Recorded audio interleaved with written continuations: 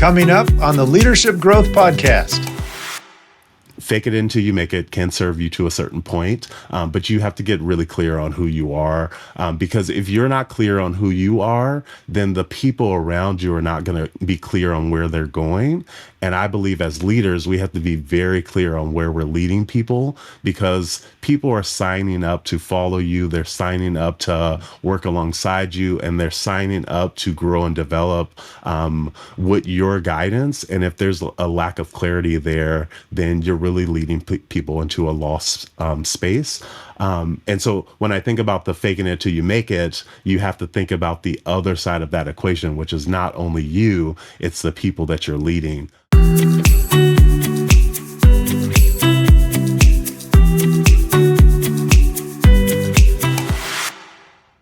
Hello, everyone, and welcome to another episode of the Leadership Growth Podcast. I'm your host, Daniel Stewart, joined by my brother, Peter Stewart. And today we are especially excited to have a fantastic guest. Dominic George is with us today. Dominic, thank you for joining us on the Leadership Growth Podcast. I am so excited to be here, and thank you for having me. Absolutely. So, folks, all of our listeners here, let me just share briefly Dominic's background, and then we're going to have some fun diving into authenticity, how to not lose yourself as a leader, which is a challenge for so many folks who dive in and think there's a certain idea that they need to become as a leader instead of leveraging themselves. But we'll get into that. First, let me just share a little bit about Dominic's background. Dominic George is a leadership strategist, executive coach, and founder of Vision Leadership for Life. He helps high-performing leaders rise into senior leadership without sacrificing their identity, values, or well-being. That is a noble challenge for all of us, Dominic. So I love it. So how not to lose yourself as a leader, how to then embrace and understand that sense of self as one leads. So let's start off. Tell us a little bit about this topic and this tendency for leaders to sometimes lose themselves. What does that mean when we say that, Dominic? Yeah, it's such a great question, and I appreciate it. When I think about leaders who I've coached, leaders that I've worked alongside, even myself in some of my leadership journey, I think about people losing their sense of why and really focusing on the how of leadership. And I believe that true leadership requires a level of introspection. It requires a level of centering self in order to lead others. And often what I've learned in coaching others and watching others, and even in my own leadership, is that as you're climbing towards that senior leadership role, as you're looking towards promotion, you're challenged. You're in this center point of, do I lead from other people's expectation, or do I center my why? And I find that when people get distracted from their own why and gravitate towards other people's expectation, they get lost in the roadmap and the guide map towards leadership. So I really focus on how do you recenter your why and your leadership DNA or your identity in order to lead effectively without losing yourself in the process. Dominic, I think you're really setting the stage for a wonderful conversation as we think about this and centering. And I have to say, for me, anytime I hear that word centering, I go back to my days in college where I actually did a lot of ceramics, and I threw a lot of clay on the pottery wheel. And first step, as you get that clay, first you have to get the air bubbles out, as you need it. And then you plop it down on that wheel and you get it spinning. And before you can turn it into a pot or a bowl or anything, you have to center that clay. And it's the sequence of kind of applying some pressure and kind of raise it up and push it down and raise it up and push it down until you've got that nice and centered on the wheel. Then you can really mold it into whatever needs to happen. So you're thinking about a leader who is centered, trying to hold on to that personal why. What are some tips? What are suggestions? How do you help advise or coach somebody to really to find that centered place for them? Yeah, and it's such a great example. What you don't know, Peter, is I love ceramics. It was my favorite art class. Did it for years, and it's such a peaceful activity. I Yeah. find that when I actually go back and explore art classes, that it helps me recenter because you have to be so detailed. And when I think about people's leadership and getting them back to their center, the first question I ask is really, who are you? Like, who are you when no one else is watching? Because when you're clear about who you are and your why, whether someone is watching or not, you're gonna get back to that center because you're leading from yourself and your identity. And so that's the first question that I'll ask. I'll go through a series of exercises and check boxes in my leadership coaching, but that's really the center point of who are you when no one's watching, when you strip the title, when you strip the job, who are you as a leader? And I'll talk about this a little bit more, but I really focus on your leadership DNA, which is your story, your value and or values and your non-negotiables of leadership. And I think once you get really clear about those things, you get clear on who you are and your center point. How does it happen? How does it happen that a leader will find themselves not being true to their own why or being centered? Because on the one side, we might say, what's the issue? We should all just be centered. We should all have a clarity around our why. We should, all of these. And yet, that doesn't seem to be as easy to understand or maintain. What are those pressures that we are balancing, that sometimes can challenge our why and challenge us, so we're not necessarily showing up as ourself? Talk to us about that. Yeah, well, I can certainly speak from the leaders that I work with, which typically are Black males navigating the leadership space, from mid-level manager to senior level manager roles. And what I find is that often those individuals who are navigating those spaces are often either code switching to fit into a another language, another culture that they're unfamiliar with. And oftentimes that's led through a series of fear of, it can lead to the loss of identity in that shifting of who you are, because again, you're trying to meet the expectations of others.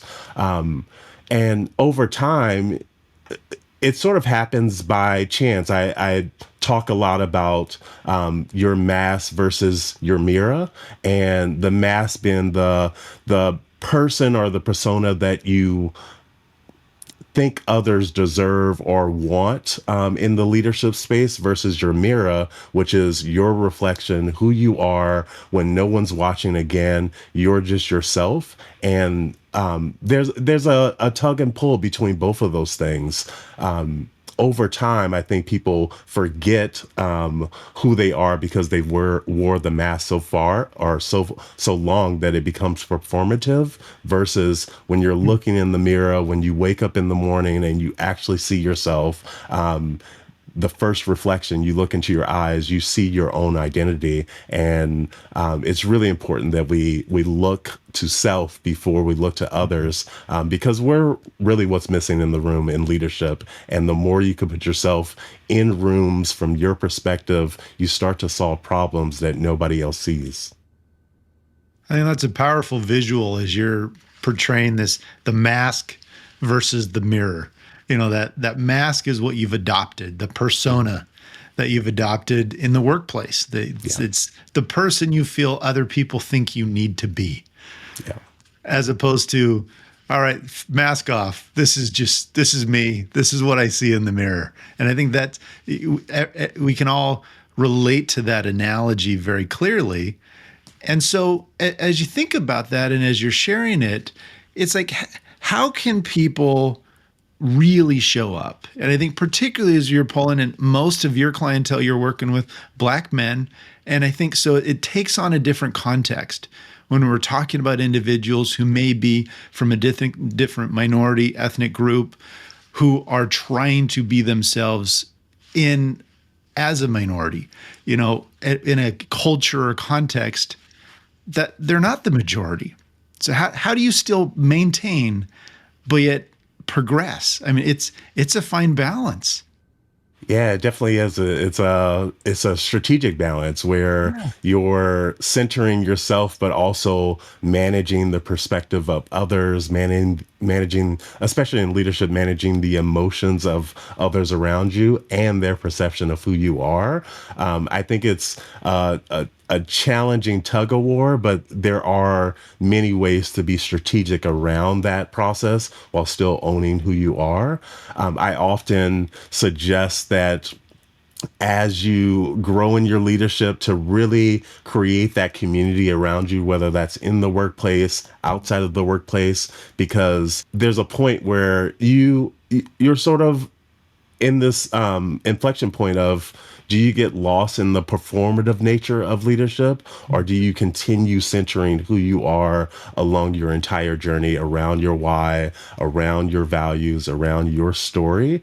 And that gets challenged as you move through leadership because things are always going to test you. People will test you, situations will test you, and it's really about centering. And I encourage people to develop that community who could call you out, who could call you forward when they see you drifting from that center point of your why and who you are. Yeah. And let's build on this because it's easy. It's an easy temptation sometimes to look and kind of divide out into two, like a dichotomy of I either need to be true to myself or I then change myself to appeal to all of these other groups and stakeholders and influences.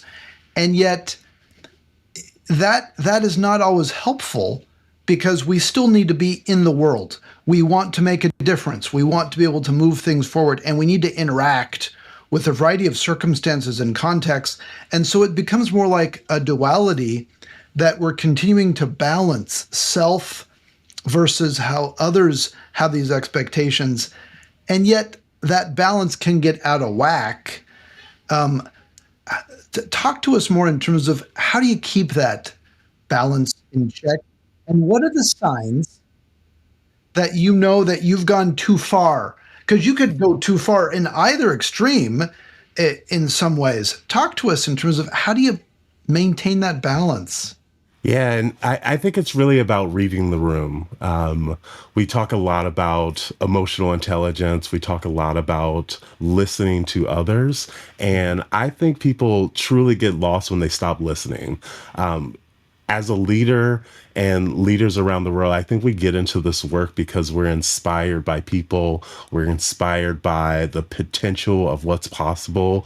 And I'll speak for myself. Like I got into leadership because I personally love people. I love the transformation of people from a place where they see something as impossible and then create the solution around what's possible. And usually that comes in a form of groupthink, that comes in a form of someone stepping outside of a box to say, let's try this, let's take a risk. And I love that development of people. But you can get lost in that process on either extreme of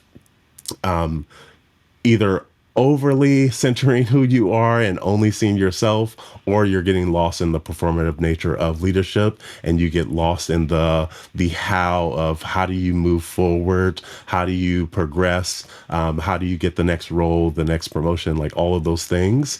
And so you can't get lost in either extreme, but my center point and my call back to leadership is always to be in the listening stance. And that comes in a form of emotional intelligence, being able to read the room accordingly, looking at what people are saying underneath what they're saying, watching body language, watching the room to understand what is the problem when nobody else is willing to call it out. I think that's true leadership when you could see the room and understand what's happening from all angles.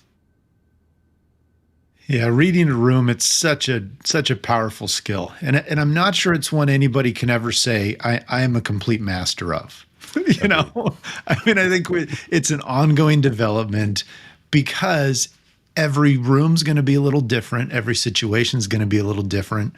And Mhm. so you have to be on guard is maybe too violent of a term, but you just have to always be watching. You have to be on Yeah. alert.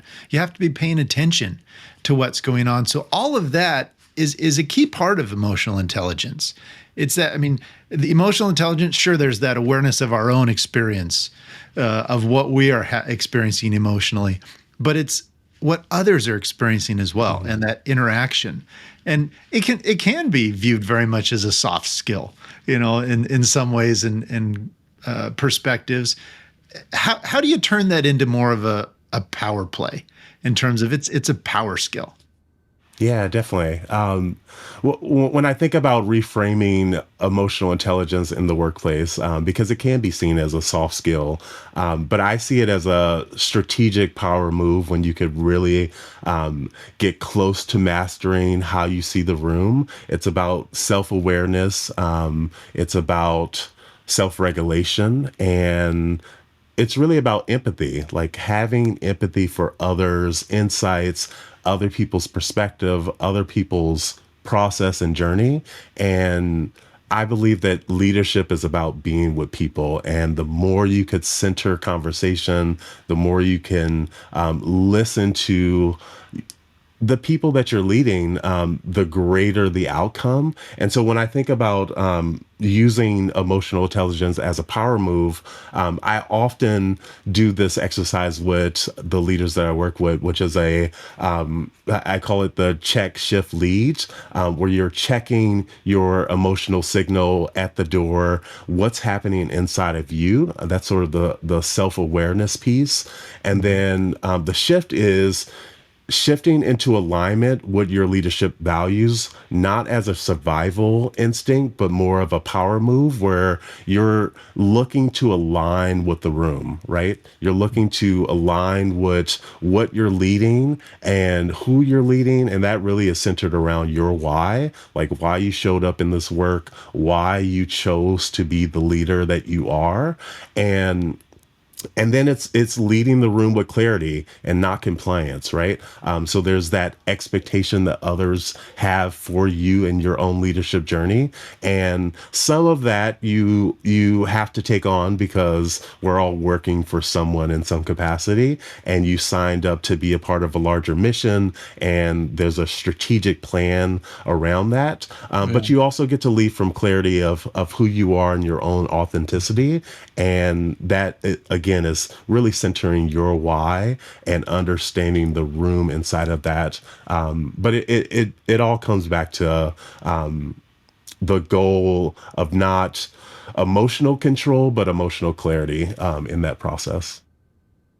I love it, and I want to keep building on this. And if you don't mind, I want to toss out a phrase and get your reaction to this. And personally, I have mixed feelings about this phrase because we've all grown up hearing this in various ways. And the phrase is "fake it till you make it."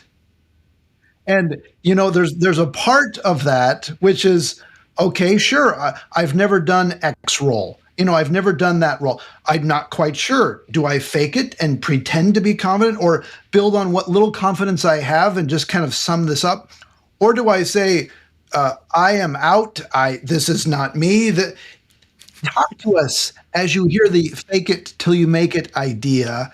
How does that resonate with you, with your experience as well, in terms of not losing yourself as a leader?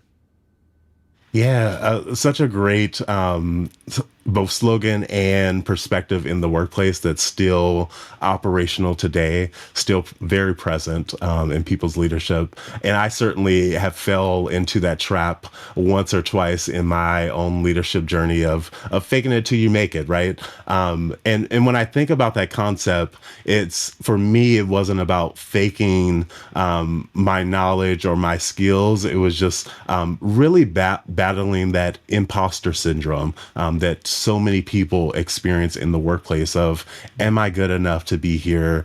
Do I deserve the seat?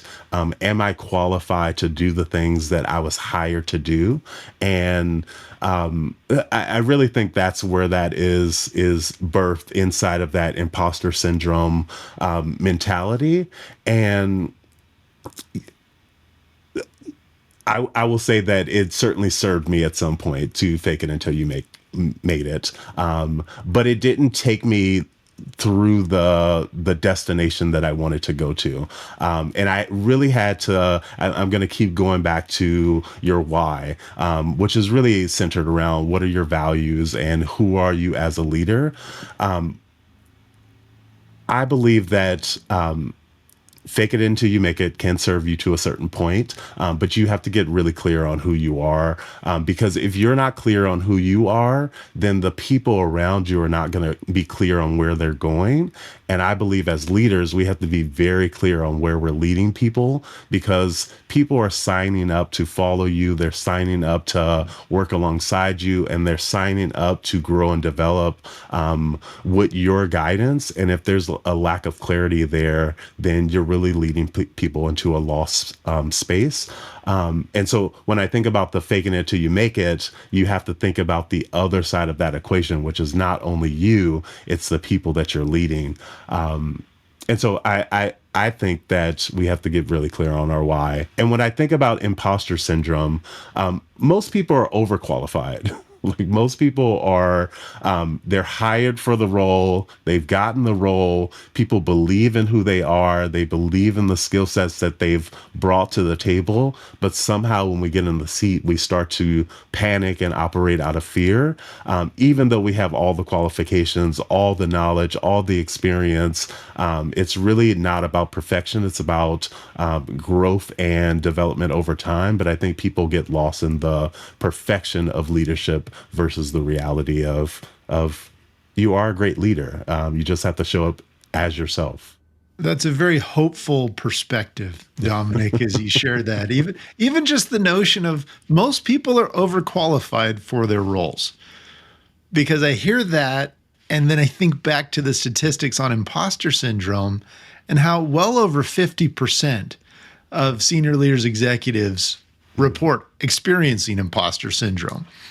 And so it's that inner battle we have with our own mind, because the reality is we were hired because some review board, panel, interviewer, resume, algorithm, whatever, felt that we had at least satisfactory, sufficient experience to be hired. But we've never done that particular role before, because it's brand new, or whether we just received a promotion or it's a brand new, like it's all new. And we can doubt ourselves because of that newness. But as we hold back to what has prepared us for this in our past, what have we navigated that's similar to this? How do we maintain and keep the essence of who we are while still keeping that humility to grow? And I think that's where there's that balance of how do we have that inner confidence to, all right, I can do this. I can do this, fight that imposter syndrome, but yet not get too in our head so our ego gets bigger than the room. So what's your recommendation on how do you keep that ego in check? Yeah, which shows up for all of us, right? And you said something that resonates for me. We've all been through an experience in our past that has prepared us for this moment that we're in. And sometimes you just have to think about what those lessons are. Success leaves clues. And the more you could be reflective of the previous successes you had, you could start to implement that in your current leadership journey. But you're right. So many of us experience the imposter syndrome. So many of us think that we're not deserving of the space that we're in. But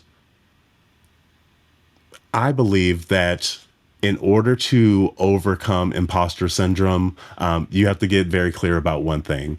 You have been hired as a leader, and you have hopefully led people very well up into the point of where you are in your current journey. And the thing that doesn't change over time is leading people. You lead people in a certain way. You sit with people. You listen to what their desires are, what their goals are. Align that with your strategic vision of your company. And when you're really sitting with people over time and supporting them in their growth, people are always going to outperform and show up for you if you're aligned with them along their successes as well.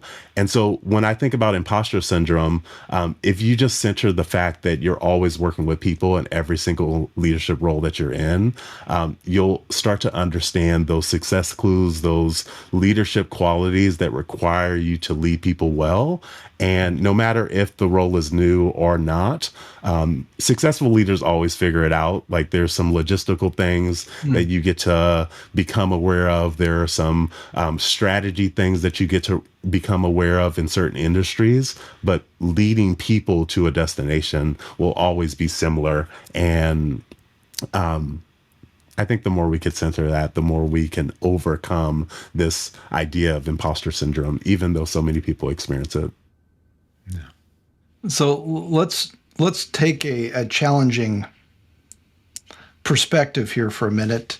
And what happens if you do the why work, so to speak? You do the work to understand your why, and you then realize you're not in the right place, that you've been barking up the wrong tree, you've been working in a career or a trajectory, or you're in a position, a role that is not reflective of your why, and you've gone a far field from it. And maybe your why, you're like, I don't even want to be a leader. What is this? Or it's not the right thing for me at this time. Because that could be a possibility as one does the why work and understand one's identity and where one's at. What happens in those moments? Because that could have dramatic impact on my earning capacity, my ability to take care of my family, these other factors that are real and they influence and motivate us. And yet perhaps at one point they aren't aligned with our why. Those are challenging inner dialogue kinds of conversations. How do you work through that? How do you reconcile some of that? Yeah, another great question, which so many of us experience, which is unfortunate, right? We enter into a space that we think we're called to lead and called to really see as our calling, and then at some point that either shifts or changes, and we get lost in that process. I think it's really about finding your voice again. I talk a lot about in my book, actually, the authentic edge, leading without losing yourself, of doing the why work. But then when you're at that inflection point of, okay, you've done the work, you've centered your leadership DNA, you centered your values, your story, and your identity as a leader, but you're still not in the right place. I think it's really about refinding and rediscovering your voice, because sometimes it gets lost in that process of leadership. And once you're able to, I have this leadership DNA map, both in my book and just in my coaching process, where I help people really understand their story. Because when you're clear on what your leadership journey was and what shaped you as a leader, really your edge, your identity, you could start to see through that journey where certain industries and where certain passions sort of helped you grow and developed, and that usually helps you gravitate towards the profession you should be in, or the industry that you should be in. I also help you understand your style as a leader. What are the natural rhythms that you operate under, whether that's directive, whether that's relational, whether that's visionary. There's a whole set of ways in which leaders adopt certain styles tied to your story again. And then there's the standards, like what are the values that are non-negotiable for you as a leader. And so getting clear on that leadership DNA map as I go through my coaching journey with the growing leaders that I work with. And from that, getting clear on that story, that's when you start to really center your voice again. And so if you're lost in the workplace and you're looking to either grow in that space, or sometimes it means you're learning to exit, which is okay. I think you could be just as intentional about exiting an organization as you were intentional about entering that organization. And both parties don't need to be harmed in the process. I think we get to be givers in that process versus takers. But once you're able to either identify, are you exiting or are you continuing to grow, and it just means in a different direction within that company, it's really about finding your voice again. I believe that there are ways to show up as a leader, and I walk people through an exercise of finding your voice over time. It's 1 week at a time, it's 1 day at a time, and it's what I coach around is really helping people understand, like, where did you lose your voice in the workplace? And then how can you reinsert it in a way that's not overbearing, but strategic in process. It's about naming the things in the room that nobody's willing to say, calling out the strategies, and redirecting conversations when they go off the rail in meetings. We've all been in those spaces. And it's about being strategic along your journey, but always centering your leadership DNA in that process. So to answer your question, I really think it's about finding your voice and reclaiming that while you decide, am I exiting from the space that I'm in, or am I strategically growing? And that takes a little different skill in that process. Dominic, this has been really, really helpful as you've shared some thoughts and perspectives on this, and you've shared a lot of good little gems too. I mean, just nuggets of wisdom is, finding the why. But one that's really stuck out to me, you just threw out there a little bit ago, and it was success leaves clues. That's something I'm taking away from this that I'm going to ponder on a little bit more, because I think there's a lot to unpack with that. As you reflect on the experiences we've had and what helped to build those successes in our past. So I love that notion. Daniel, what's a takeaway for you today? Yeah, the takeaway was kind of like embedded throughout so many of the comments, which is community. You can't just do this work by yourself. You need a guide, you need a mentor, you need friends, you need trusted others to be able to bounce ideas off of and to help them check you. And that's what I'm kind of hearing in so many ways, whether it's the emotional intelligence to be able to react and to hear and to listen. And listening inherently involves interacting with somebody else and paying attention to the other person and learning from them. So I'm just hearing so much that leadership is not an individual sport. It is a team sport. And we don't have to be perfect. We want to surround and learn from this community. And sometimes we choose people in the community and sometimes we don't. But how can we learn and understand and grow from that? And so a lightning round here for you, Dominic, as we kind of wrap up. If you had to say one thing to be able to help leaders not lose themselves, what would be that one thing that leaders should do? Great question again. I think it goes back to voice. And I would say that you don't get your leadership voice back by finding the perfect words.